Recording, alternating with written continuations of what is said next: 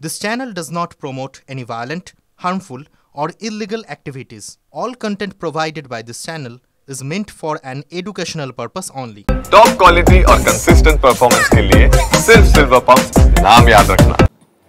ঘাটালে ভেলায় করে শ্মশানে নিয়ে যাওয়া হচ্ছে মৃতদেহ। বিজেপি সরব হতেই যুক্তি দিল তৃণমূল কংগ্রেস। ঘাটাল পুরসভার ৯ নম্বর ওয়ার্ডের বাসিন্দা মনসা চৌধুরী রবিবার বেলা 11:30 নাগাদ মারা যান। তিনি ওয়ার্ডের প্রয়াত কাউন্সিলর কানাইলাল চৌধুরীর স্ত্রী।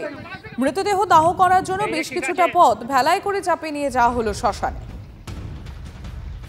অসীম রয়েছেন আমাদের সঙ্গে।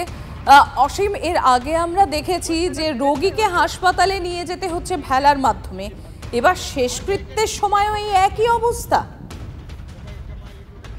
দেখো একেবারেই, কারণ ঘাটাল পৌর এলাকায় সহ গ্রাম পঞ্চায়েতের বিভিন্ন এলাকা কিন্তু এখনো প্রায় 45 দিন হতে চললো জলমগ্ন, রাস্তাঘাট সমস্ত কিছু জলের তলায়।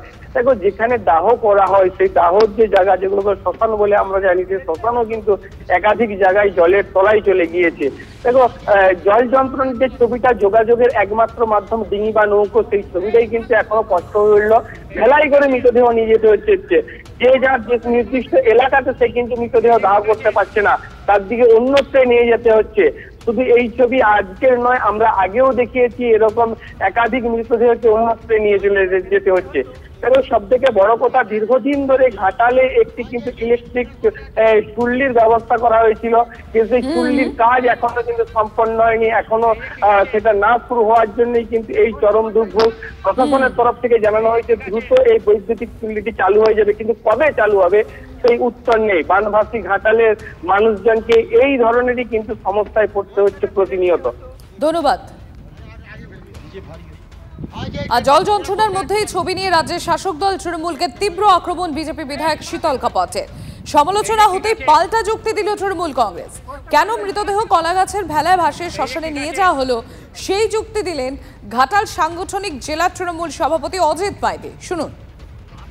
চাতালের কাছে যে ইলেকট্রিক চুল্লি আজও কমপ্লিট হলো না। একদম চেয়ারম্যানের স্ত্রীকে যদি দাহ করতে না পারে, যদি জলে ভাসিয়ে কলা গাছের ভেলায় করে নিয়ে যেতে হয়, তাহলে সাধারণ মানুষ কতটা কষ্ট যন্ত্রণা আছে। তাহলে ঘাটাল পৌরসভায় কিসের উন্নয়ন? ঘাটাল পৌরসভার চেয়ারম্যান কি কাজ করছে? অপদার্থ, অযোগ্য, শুধু লুট করছে। এ সরকার তোলাবাজি সিন্ডিকেটে ভরে উঠেছে, মাস্টার প্ল্যানের নাম করে কোটি কোটি টাকা লুট করছে। ৯ নম্বর ওয়ার্ডে ভদ্রমহিলা বয়সজনিত কারণে স্বাভাবিকভাবে মৃত্যু হয়েছে। তো তার স্বামী বা অন্যেরা, তার আত্মীয় স্বজন, ওখানে নৌকো দেয়া আছে। যতটুকু জল আছে সেই ততটুকু জলের জন্যই নৌকো দেয়া আছে। সেই নৌকোতে করে তারা গেছেন, আর ওখানকার স্বাভাবিক রেওয়াজ অনুযায়ী, রীতি অনুযায়ী কলার ভেলা বা বাঁশের ভাড়াতে করে মৃতদেহটা যেখানে শ্মশান চুল্লি সেখানে নিয়ে যাওয়া হয়। এটা কোনো ভাসিয়েও দেওয়া হয়নি। আমার মনে হয় এগুলো নিয়ে পাড়া মাথায় করা খুব একটা সমুচিত কাজ হচ্ছে বলে আমার মনে হয় না। এটা একটা স্বাভাবিক রীতি। বন্যা কবলিত ঘাটালে জল যন্ত্রণার করুণ ছবি। ভারী বৃষ্টি চলছে আর যার জেরে নদীগুলোতে বাড়ছে জল। নতুন করে প্লাবিত হচ্ছে এলাকা। প্লাবিত ঘাটালে আজবনগরের বিভিন্ন এলাকা, পান্না, ঘিসোরা সহ ঘাটাল ব্লকের একাধিক পঞ্চায়েতের বেশ কিছু জায়গা। যোগাযোগের একমাত্র ভরসা সরকারি খেয়া বা কারোর বাড়িতে থাকা ডিঙি। 1 মাসেরও বেশি সময় ধরে জলবন্দী ঘাটালের মানুষ। প্লাবনের কারণে বন্ধ স্কুল, ডুবেছে চাষের জমি। এই তীব্র জল যন্ত্রণা থেকে মুক্তি কবে, প্রশ্ন ঘাটালবাসীর। আমরা এই মুহূর্তে বসে রয়েছি একটি সরকারি নৌকায়। আগে বিভিন্ন গ্রামের মানুষজন কোথাও যেতে হলে গুরুত্বপূর্ণ কাজে তারা তাদের বাড়ির সাইকেল বা মোটর বাইক নিয়ে যাতায়াত করত। এখন এই সরকারি খেয়া, দেখতেই পাচ্ছেন যে খেয়ার উপরে আমি বর্তমানে বসে রয়েছি, এই নৌকো, এরকম একাধিক সরকারি নৌকোয় এলাকার মানুষের একমাত্র যাতায়াত অবলম্বন। সেটা একদিন দুদিন ধরে নয়, প্রায় 1.5 মাস ধরে। এলাকার মানুষজন বলছে কৃষি প্রধান এলাকা, দিন আনা দিন খাওয়া মানুষজন একটানা এতদিন জলবন্দী হওয়ার কারণে জীবন জীবিকায় চরম একটা প্রভাব পড়েছে। তারা বলছে আর সহ্য করা যাচ্ছে না, তারা চাইছে জল যন্ত্রণা থেকে মুক্তি। কিন্তু কবে মুক্তি মিলবে কেউই জানে না। তাই এলাকার মানুষজন বলছে রাজনৈতিক দলের সমস্ত নেতারা তাদের এই প্রতিশ্রুতি বন্ধ করুক, আর তারা সাধারণ মানুষের কথা ভাবে দ্রুত জল যন্ত্রণা থেকে যাতে মুক্তি হয় সেই ব্যবস্থা ভাবুক। এখন দেখার কবে এই সমস্ত বন্যা কবলিত এলাকার মানুষজন জল যন্ত্রণা থেকে মুক্তি পায়। পশ্চিম মেদিনীপুরে ঘাটাল থেকে ক্যামেরা আকাশের সাথে অসীম, TV9 বাংলা। এখানে জলের জন্য তো আমাদের খুবই সমস্যা হচ্ছে। এখানে প্রায় 45 দিনের মতো 50 দিনের মতো ডুবে রয়েছে, একটানা হয়ে আছে। যাতায়াত বলতে নৌকাতে আসা হচ্ছে। যত দিন যাচ্ছে কি ধরনের সমস্যায় পড়ছে? সমস্যা খাওয়া দাওয়া দিয়ে সমস্যা, জল ফল পাচ্ছি না, কিছু না। ডুবে গেছে, পরীক্ষা হতো কাল থেকে হতো, বন্ধ হয়ে গেছে। কতদিন তোমাদের এখানটা এভাবে বন্যায় ডুবে আছে? এই 1-1.5 মাস। 1.5 মাস ডুবে আছে। তাহলে এখন যাতায়াত কীভাবে? আগে তো সাইকেলে আরে যেতে। হ্যাঁ, এখন নৌকায় যাবো যে, এখন স্কুল ডুবে গেছে, স্কুলে পরীক্ষা কী করে করব? তাহলে এখন কোথাও গেলে নৌকোর জন্য অপেক্ষা থাকতে?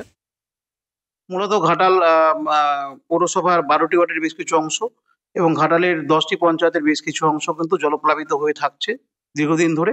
কিছু জায়গাতে জল নামছে, আবার জল উঠছে, কিন্তু জলের যে মাত্রা সেটা কিন্তু মোরাললেস এক জায়গাতেই রয়েছে এইসব জায়গা। সরকারিভাবে কিছু নৌকা দেওয়া হয়েছে। ঘাটাল ব্লকে 25টি নৌকা দেওয়া হয়েছে, ঘাটাল মিউনিসিপ্যালিটিতে 12টি নৌকা এবং ঘাটাল মিউনিসিপ্যালিটিতে PWD 4টি নৌকা আরও দিয়েছেন। তার সঙ্গে সঙ্গে নারাজল এবং রাজনগরে 5টি নৌকা, এরকম নৌকা দেওয়া রয়েছে। আর আমাদের কাছে প্রায় 9টি স্পিড বোট রয়েছে বিভিন্ন সংস্থার, সেগুলি আমরা ব্যবহার করছি বিভিন্ন কাজে।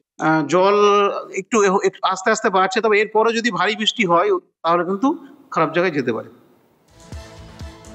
ভাগীরথীর ভয়াবহ ভাঙনে ধ্বংসের মুখে কাটোয়ার চর কবিরাজপুর গ্রাম। নদীগর্ভে হারিয়ে যাচ্ছে চাষের জমি ভিটে।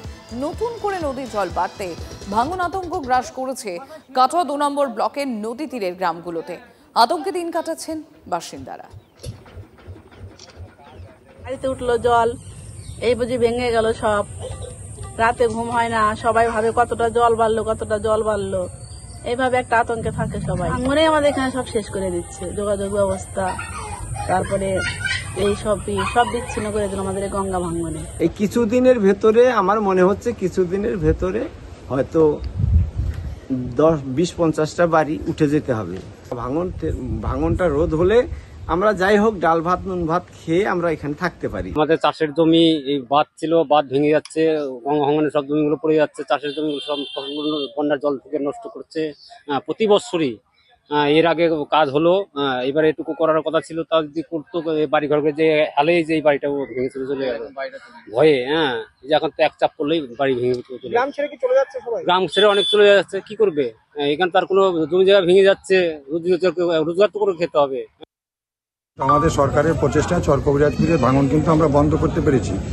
নতুন করে ভাঙন তৈরি হয়েছে, কিন্তু সেখানে আমরা সরজমিনে দেখে আমরা সেচ দপ্তরকে বিষয়টা জানিয়েছি। যদিও কেন্দ্রীয় সরকার বিজেপি সরকার আমাদের রাজ্যে ভাঙনে টাকা দেওয়া তাদের দায়িত্ব এবং কর্তব্য, কিন্তু তারা টাকা দেওয়া সম্পূর্ণ বন্ধ করে দিয়েছে। তবুও আমাদের রাজ্যের মুখ্যমন্ত্রী মমতা বন্দ্যোপাধ্যায় গত বছর অগ্রদ্বীপ গ্রাম পঞ্চায়েতে 14 কোটি টাকার ভাঙন রোধে কাজ সাফল্য করিয়ে দিয়েছে। গঙ্গা ভাঙন তো একবারে একটা প্রাকৃতিক বিষয়, কিন্তু আমরা গঙ্গা ভাঙন তো ইতিমধ্যে রোধ করে ফেলেছি। এখন যেটা ভাঙছে চাষের জমি হয়তো কিছু ভাঙছে, কিন্তু ওটা আমরা রোধ করে ফেলাবো।